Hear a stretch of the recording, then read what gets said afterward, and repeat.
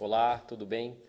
Eu sempre vou agradecer a você pela paciência em me ouvir. Eu sei que não é fácil, mas nós vamos conseguir. Vamos chegar até o final dessa capacitação sobre empreendedorismo. Eu queria só recordar o que nós tínhamos combinado. Nós combinamos que seriam essa capacitação dividida em 4 módulos e cada um desses 4 módulos, então, divididos em 4 lições. Até agora, nós já tivemos a lição 1, na qual nós falamos sobre o conceito de empreendedorismo, entendemos melhor o que é e o que não é empreendedorismo. Já tivemos também a lição 2, e na lição 2 a gente viu um pouco sobre o contexto do empreendedorismo no Brasil, comparando o Brasil com os vizinhos da América Latina e também olhando como estão esses grandes players, né? Essas grandes forças quando o assunto é empreendedorismo. E a nossa última lição, a lição número 3, foi uma lição sobre o comportamento empreendedor. E aí pudemos olhar as principais características do comportamento empreendedor. E nessa lição 3, nós pudemos brincar, né, com o seu comportamento empreendedor e analisar quais são as características do comportamento empreendedor que são mais fortes em você e quais são aquelas características que você precisaria trabalhar um pouco mais para poder chegar aos seus objetivos. Eu acho essa atividade extremamente valiosa, porque ela é uma atividade sobre autoconhecimento. E para o empreendedor, essa questão do se conhecer bem, ela é fundamental. Essa questão da autoconsciência, saber as potencialidades, saber as limitações, ela é uma questão bastante importante quando o assunto é empreendedorismo. E hoje nós então desembocamos na lição número 4. É uma lição em que nós vamos falar sobre incentivos para o empreendedorismo. Eu vou abordar 2 aspectos. Primeiro, os incentivos formais, governamentais, institucionais para a atividade empreendedora no Brasil. E no finalzinho da lição vou falar um pouco sobre fontes de informação sobre empreendedorismo.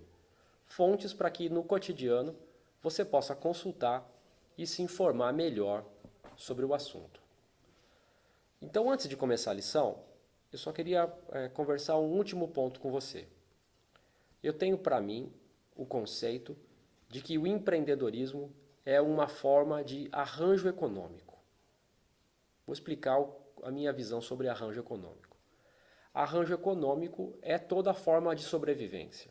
Arranjo econômico, então, é uma atividade desenvolvida por pessoas para satisfazerem as suas necessidades econômicas. Ou seja, é de fato uma forma de sobreviver. Nós já vimos lá atrás, na lição número 1, que o empreendedorismo não é apenas ter empresa. O empreendedorismo é ter gosto por inovação. O empreendedorismo é saber aproveitar as oportunidades que estão no mercado. O empreendedorismo é desenvolver algo que impacte a vida das pessoas, não só daquele que está criando o empreendimento, mas também de outras pessoas. Mas a gente sabe que também circunstâncias podem forçar as pessoas a iniciarem os seus empreendimentos. No Brasil, todos vocês sabem, estamos enfrentando ainda uma recessão econômica que vai passar. Mas enquanto estamos em meio a essa recessão, algumas pessoas estão perdendo o emprego. E essa circunstância acaba proporcionando um estímulo para que essas pessoas comecem suas próprias atividades, comecem o seu próprio negócio. O governo, obviamente, percebendo esse movimento, vem ao longo dos anos incentivando a atividade empreendedora no país.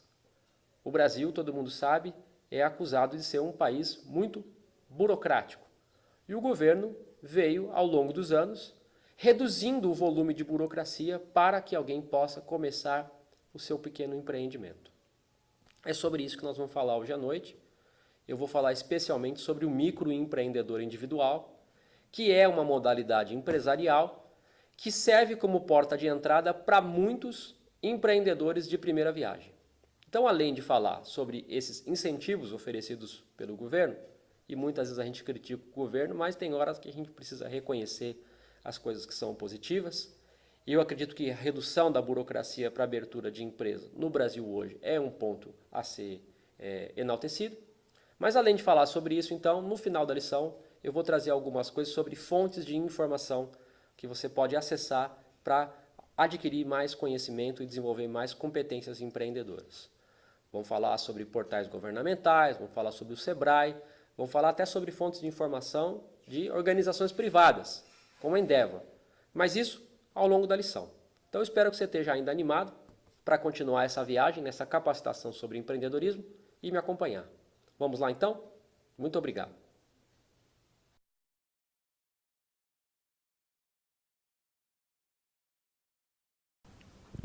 Dando início à lição de número 4, na qual abordaremos os estímulos ao empreendedorismo, eu gostaria de iniciar abordando os estímulos oferecidos pelo governo, os chamados estímulos governamentais. Mas antes de abordá-los, eu gostaria de fazer uma pergunta. Por que o governo se preocuparia em estimular a atividade empreendedora? As respostas mais nobres seriam: para estimular o desenvolvimento de tecnologias que beneficiassem a coletividade, ou para estimular o conhecimento, ou para estimular o desenvolvimento da própria humanidade. Contudo, penso que a resposta da maioria das pessoas seria diferente. Creio que elas diriam que o governo está preocupado com a economia, ou cá entre nós, com a arrecadação de impostos, com a geração de emprego, renda e consumo. Essa resposta me parece bastante coerente com a realidade do nosso país. No slide estão representadas as desvantagens comumente atribuídas à formalização de empreendimentos. Por formalização, entendemos o cumprimento de todos os atos formais para a constituição de uma empresa.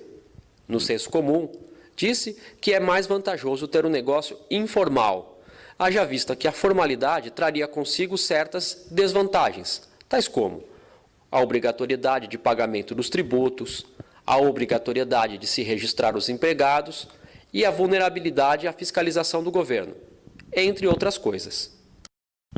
Contudo, é necessário observar que a formalidade do negócio também traz vantagens objetivas. No slide, elas estão representadas.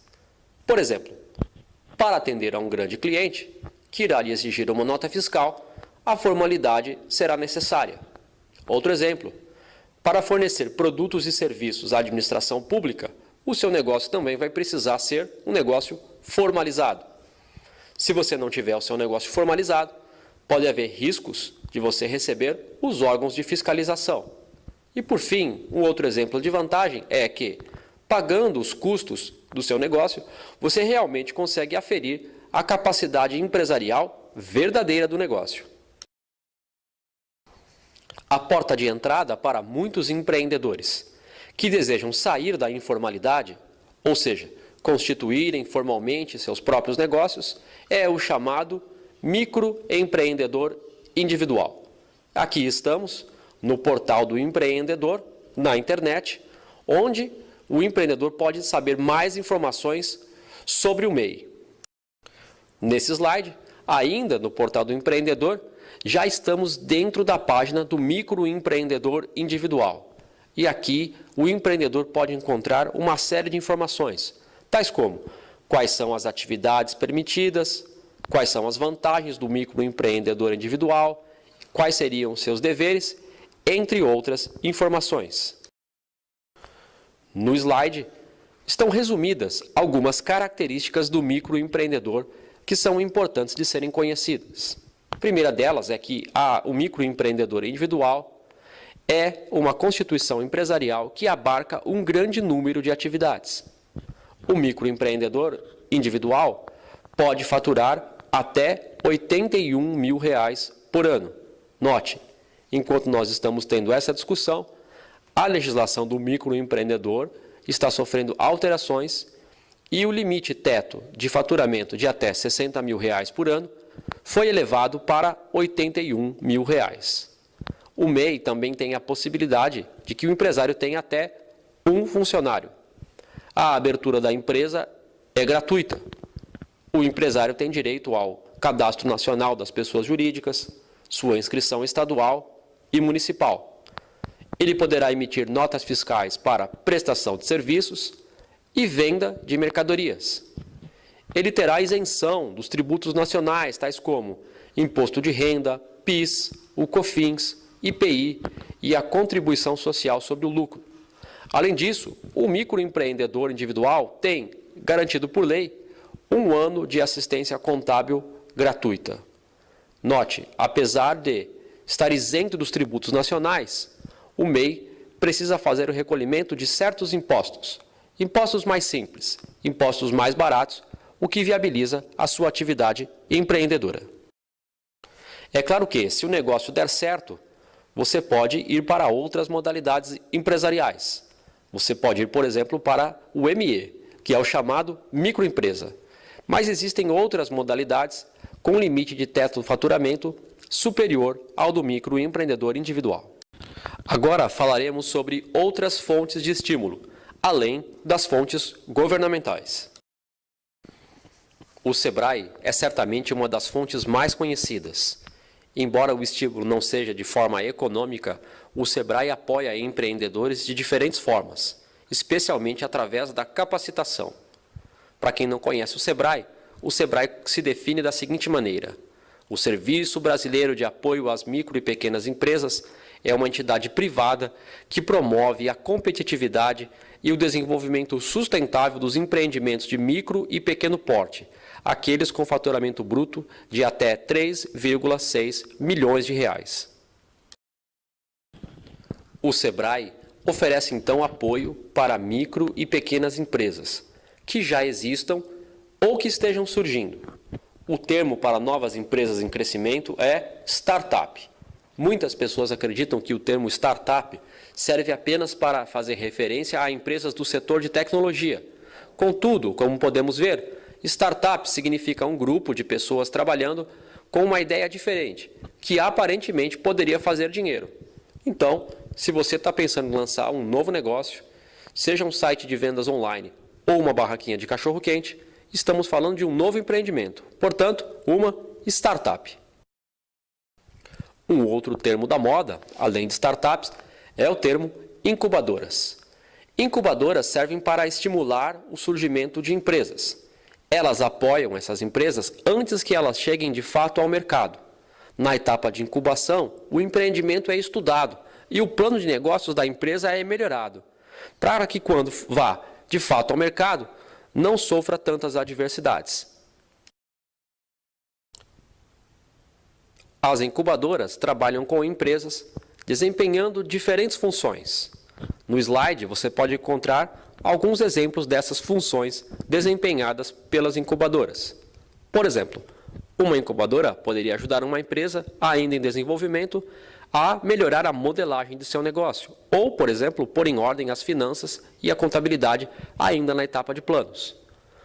Na etapa de incubação, um empresário poderia receber uma consultoria ou uma mentoria de empreendedores mais experientes. O plano de marketing ou o plano para parcerias estratégicas também poderia ser objeto de estudo nessa fase de incubação.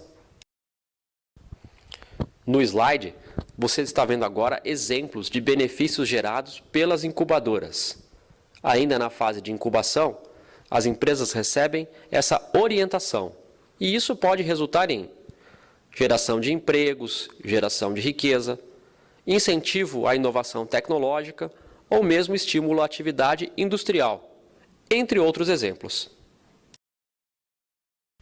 Além das startups e das incubadoras, temos também as aceleradoras, que também podem ser chamadas de aceleradoras de negócios. O que são? Aceleradoras são incubadoras modernas, muito mais complexas e estruturadas. Como o próprio nome sugere, elas não estão preocupadas apenas em incubar o negócio na sua fase de preparação, mas fazer com que esse desenvolvimento das empresas seja rápido e acelerado. Talvez surja a dúvida de qual a diferença entre uma incubadora e de uma aceleradora. Nesse slide encontramos as diferenças existentes entre os dois modelos na perspectiva do SEBRAE. Um exemplo, Enquanto uma incubadora busca apoiar pequenas empresas com alguma diretiva governamental ou regional, uma aceleradora está mais focada em uma necessidade identificada no mercado e empresas que tenham um potencial de crescimento rápido.